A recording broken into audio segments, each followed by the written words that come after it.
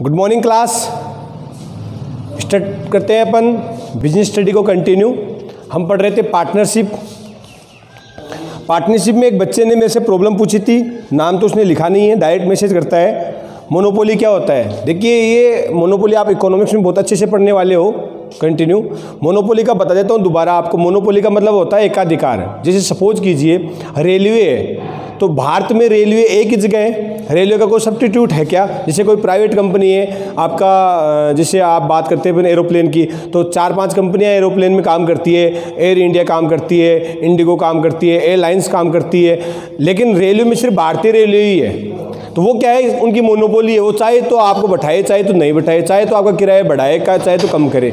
तो मोनोपोली का मतलब ये होता है, जैसे सपोज कीजिए आपके रिंगेस एरिया के अंदर कोई ऐसी दुकान जिसके पास जो सामान हो किसी के पास ही नहीं है, तो वो हो गई मोनोपोली।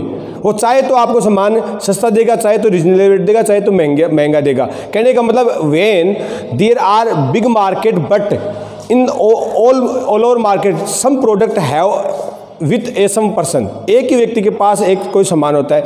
अब मोनोपोली कैपिटल से कैसे है, जैसे मतलब ज़्यादातर मोनोपोली क्या होता है, जो लोग पैसे वाले होते हैं ना वो मोनोपोली करते हैं। जैसे बड़े बड़े फर्म वाले हैं, 4 या 5 दुकानदार हैं, उनके पास लार्ज लेवल पे मार्केट है, तो वो क्या करते हैं, मोनोपोली करते हैं।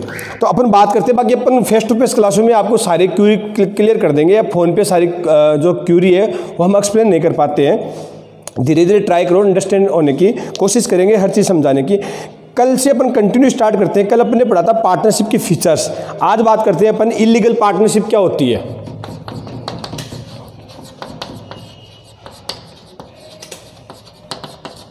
इलीगल पार्टनरशिप, इलीगल पार्टनरशिप क्या होती है? देखो इसके अंदर पॉइंट आता है। पहला पॉइंट ये है, number of person reduce less than 2।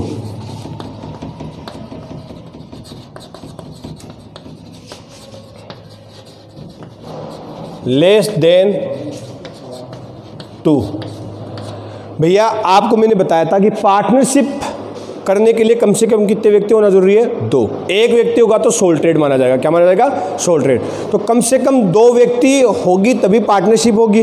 तो ये समझ लो कि जब कभी भी कोई पार्टनरशिप चल रही है और चलते चलते नंबर ऑफ पर्सन कितना रह जाए, 2 से कम हो जाए, तो number of person reduce less than 2, 2 से कम होते ही वो पार्टनरशिप क्या मानी जाएगी? इलीगल मानी जाएगी। इसका मतलब वो अवैध काम कर रहे हैं। Point number B, number of member exceed, number of member exceed 50, short में लिख देता हूं मैं आपको, एक्सीड 50, 50 से ज्यादा पार्टनरशिप में नहीं हो सकती।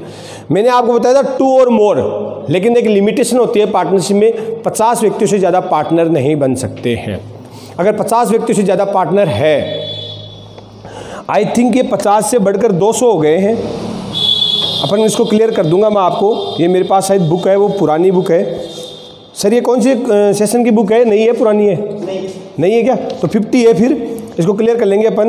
Number of member exceed 50 in the general business, 50 general business से 50 से ज़्यादा नहीं हो सकते। 50 से ज़्यादा होते ही वो पार्टनरशिप इलीगल मानी जाएगी। पॉइंट नंबर सी में लिखा हुआ है, it is founded with some illegal objective. Founded illegal business, भैया इलीगल बिजनेस कौन से होते हैं?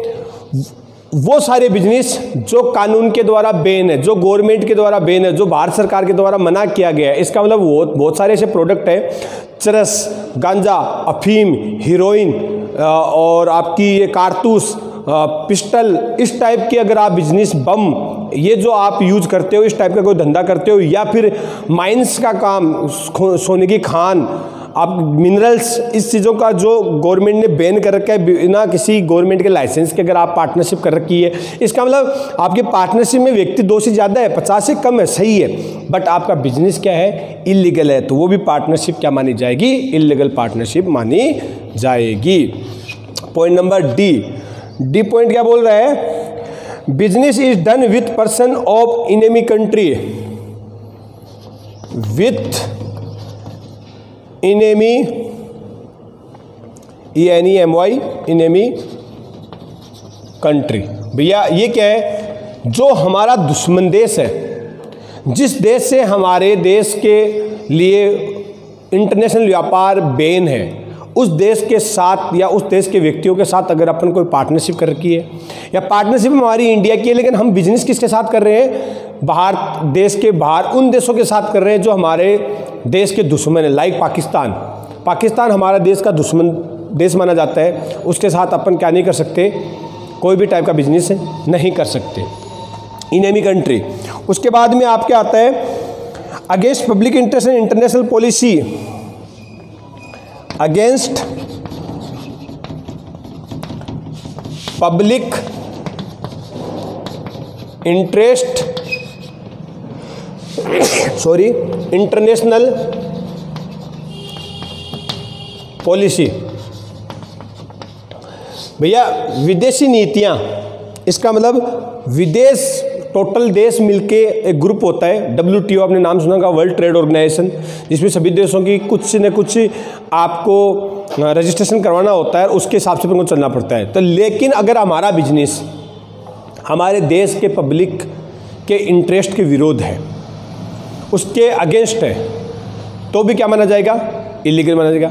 लेकिन अगर पब्लिक के इंटरेस्ट में विरोध तो नहीं है, लेकिन हमारे इंटरनेशनल जो पॉलिसी है उसको अपन ब्रेक कर रहे हैं, इसका मतलब we are not follow the policy of the international, हमारे विदेशों के द्वारा जो बनाई गई पॉलिसी है कि किसी व्यापार को चलाने के लिए ये आपको रूल एंड रेगुलेशन फॉलो करने पड़ेंगे, but you are not following these types of the policies which are made by the international level and are requirement, यानी are must be to followed by any government या any partnership, any company, तो we should be requirement to the follow these types of the policy, but we are not following, then there will be called illegal business.